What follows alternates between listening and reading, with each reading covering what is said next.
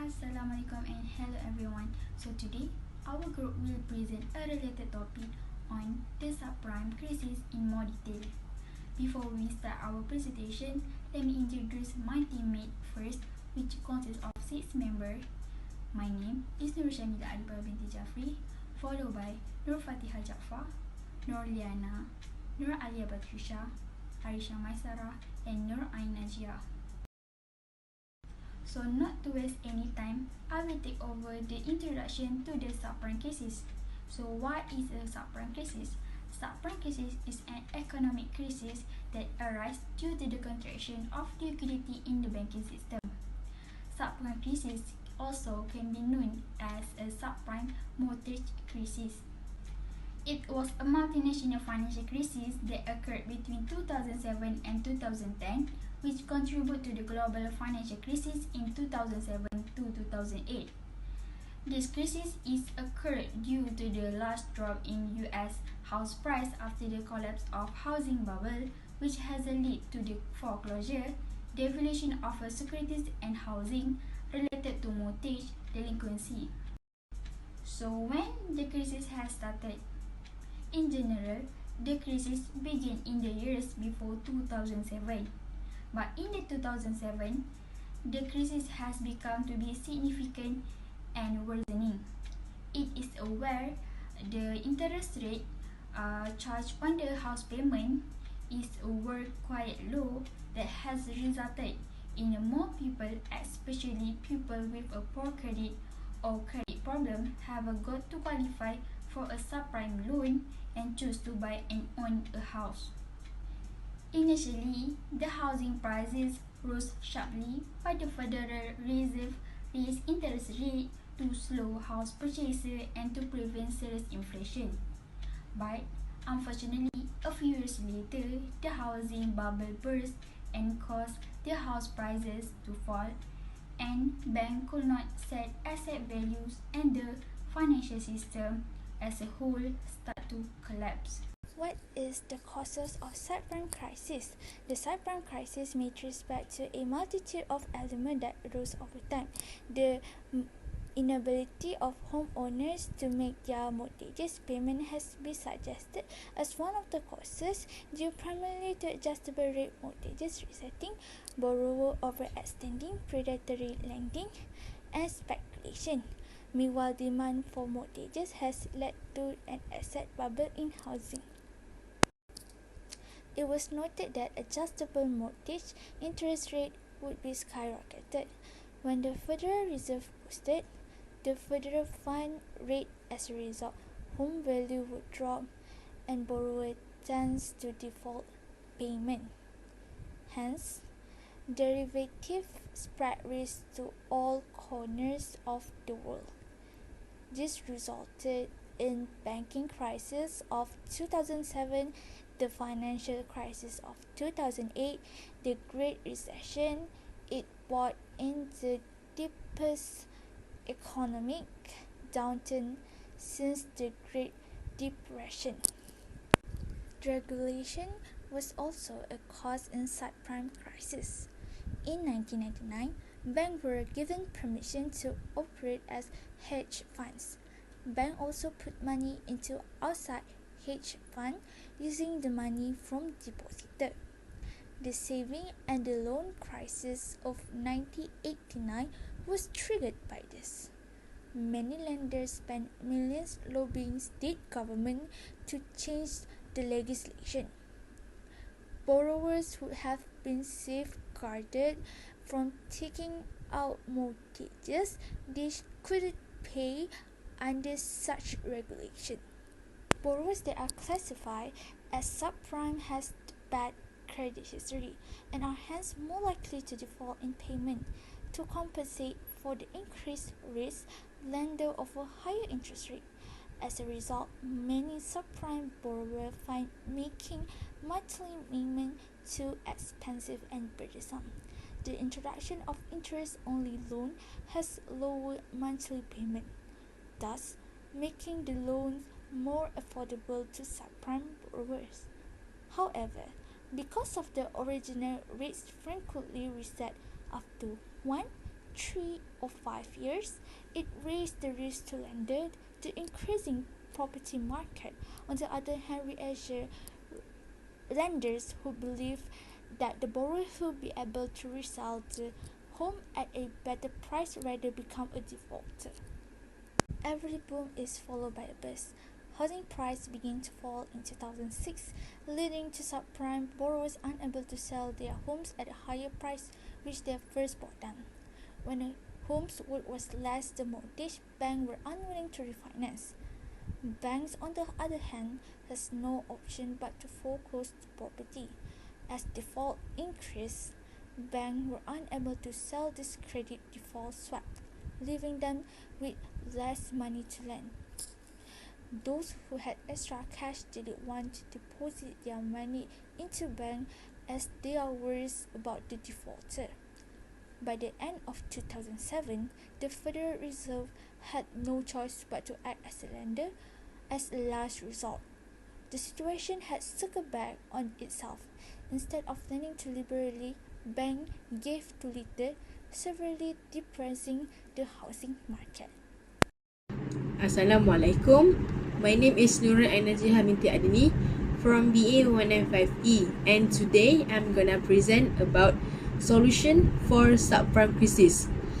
As people already know, subprime crisis have affected the US government badly back then in 2007 to the point it affect US government net worth or net profit, which was a quarter of their net profit. After the subprime crisis ended, the US government came with solutions to help them recover from the subprime crisis. There are two main solutions for subprime crisis. The first solution for US government to overcome the subprime crisis is the US bank should analyze the borrower credit worthiness and ability to repay the debt. Why US banks need to analyze the borrower credit worthiness and ability to repay the debt? It is because, according to changes to Section 1322 Clause B in the Bankruptcy Code, Chapter 13, a person whose debts do not exceed the statutory maximums can file for bankruptcy and pay their bills in full or in part pursuant to a court-ordered plan. The bank or the creditors or the bank itself must accept the plan as approved by the court as long as the debtor and the plan itself meet the statutory standards. It means here, if the borrower defaults on the loan, the lender may be forced to sell the collateral property to repay the loan. The next solution for US government to overcome the subprime crisis is US bank need to put limit of the loan based on the borrower's income. Why US bank need to put limit of the loans? It is because it will help avoid the high expenses of foreclosure as well as the downward spiral in home price that will harm the housing sector and the overall economy. In this subset of subprime loans, the borrowers and lenders should share the full price of their risky decision. And because US bank put the limit of the loans based on the borrower's income, it will help the lower income people to renegotiate their house, and they can stay with their house if they manage to negotiate with the lenders. Hi, I am Nur Fatiha. I will present about how to prevent this crisis. This crisis might have been avoided if two things had happened. The first step would have been to regulate mortgage brokers who create the problematic loans, as well as hedge firms that employ excessive leverage. The second would have been seen as credibility issue early on. The government's sole option was to acquire problematic debts. However, financial innovation that outstrip human understanding contribute to the financial disaster. Even the quant jocks who design new products like MBS and derivative were unaware of their potential consequence. It would not have been possible to prevent the development of new financial products. Fear and greed will always produce bubbles to some extent. Innovation will always have an effect that is seen until much later. A country requires both effective macroeconomic policy and robust finance system to avert crisis. A solid macroeconomic policy framework fosters growth by maintaining low inflation. A modest budget deficit and manageable current account. The current account's sustainability is formally determined by the economic growth rate and the country's capacity to borrow at a real interest rate. However, another definition of sustainable is the capacity to absorb shocks, which is less amenable to formal study. In any event,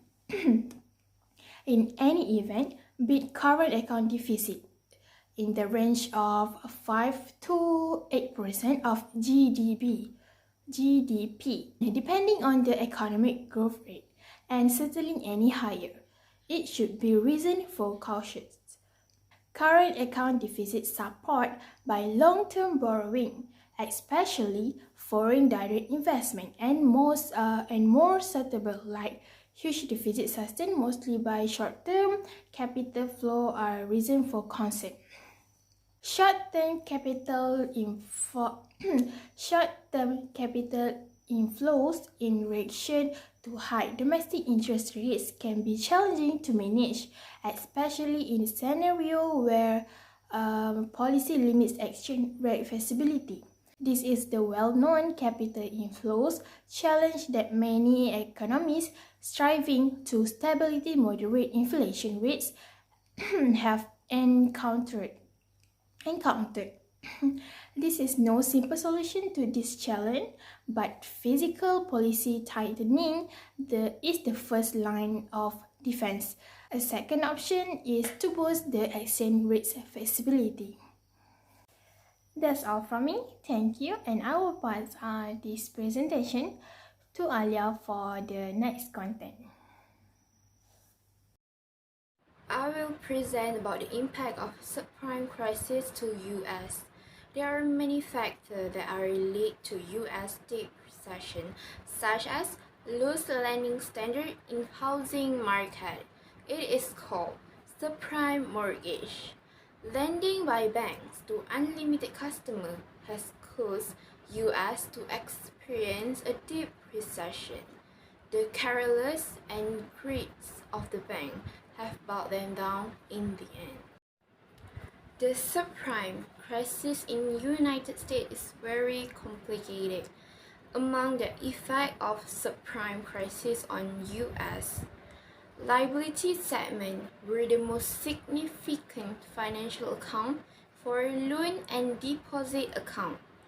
It was found that there has been a drastic decline since the second quarter of 2007. However, a decline in United States foreign liability in second quarter of 2008 has occurred. The crisis faced by US has caused banks operating in United Kingdom and Europe countries to reduce long position of the United States. External bank liability in the United States also declined in September 2008. In September 2008, one of the banks in the US went bankrupt. Not only that, Wall Street Bank also went bankrupt. The effect that we can see to US is US have lost their largest banks. For the first time in history that US have experienced such a severe fall. What we can see from this event is that it has been shown that United States has experience a crisis that could destroy their financial resources. However, day after day, the crisis has gradually recovered between the period from 2013 to 2014. So, I will pass to the last presenter, Noreliana. Okay, next, I will explain the impact of a subprime mortgage in future. As we know that a subprime mortgage is a loan that given by a bank that has a higher risk compared to primary lender. Since there is a higher interest rate, the cost of the higher which has a significant impact on future. To begin with, subprime has become a major cause of the financial crisis with a very high risk for the future. For example, it can be mortgaged based on the proceeds of purchase and sale of securities based on the subprime mortgage. Indirectly, it will cause problems in the financial system, which will help to stabilize the country's economy, especially since the COVID-19 pandemic. Not only that, it is a very high risk of causing a subprime mortgage crisis in the United States. For instance, the impact of subprime mortgage will have a large impact that causes the United States to experience a decrease in the value of their capital in the coming years. Furthermore, as a result of subprime crisis in future, European banks will suffer large losses from investment returns in order to decline the value of financial institutions, especially in the future. For instance, large losses incurred as a result of the subprime mortgage debt crisis will cause United States bank performance to decline in September 2008 as a result of large exposures to the United States that related to subprime mortgage assets. Indirectly, it will lower the value of the financial institution in the United States due to the subprime crisis in future.